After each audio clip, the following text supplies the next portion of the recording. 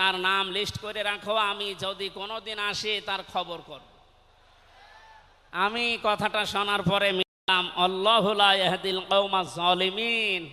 আল্লাহ যে ইহদি দিয়েছেন মোজারে, বর্তমান ভবিষ্যৎ, প্রেজেন্ট ফিউচার, আল্লাহ তাআলা জানিয়েছেন যে আমি জালেমদেরকে হেদায়েত দিচ্ছি না, দেবও না।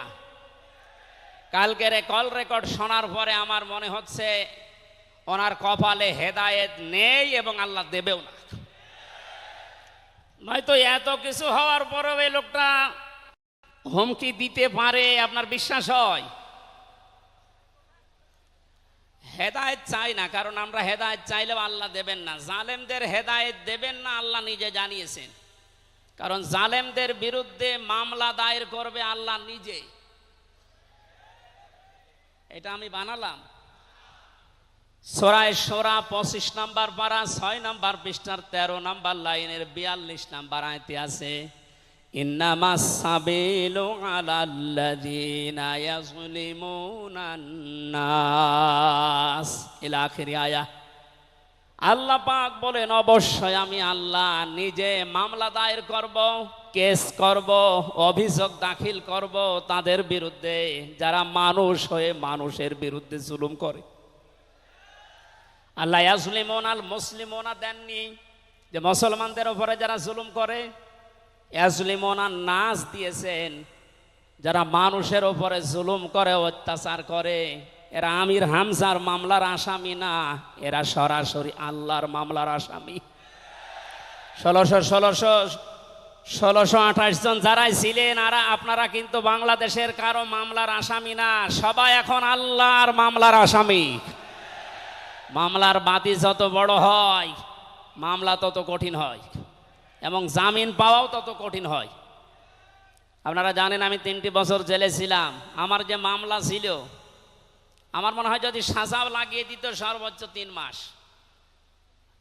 কিন্তু মামলার বাদী যেহেতু একেবারে আল্লাহর ওলি, এই জন্যে বহুবার মামলা সিএমএম কোর্ট, জজ কোর্ট, হাইকোর্টে ওঠার পরও বলে না, হবে না। এই কয়েকদিন আগে মামলা আমার সব খারিজ হয়ে গেছে। আমি মনে করলাম মাননীয় আদালতকে প্রশ্ন করি যে আমার এই মামলা তো আপনার কাছে 3 বছর ছিল, তো এতদিন তো কিছুই করেননি, হঠাৎ এখন বলছেন কোনো দোষ নেই, সব বেকসুর খালাস করে দিলাম।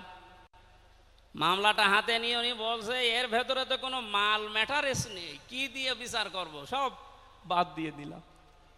তো এতদিন এই কথা বললে তো আমার 3 বছর জেলে থাকা লাগে না। উনি এইটাই বলতো যে হুজুর আমার হাত বাঁধা ছিল। কি বাধা ছিল? এখন যেহেতু হাত খোলা, ন্যায় বিচার করতে পারছেন, আমরা চাই এদেশে যত চেয়ার আছে সব হাত যেন আবু সাইদের মতো এভাবে খোলা থাকে।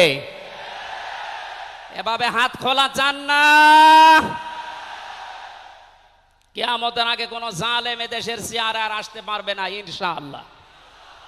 সতর্ক থাকা লাগবে আমাদের।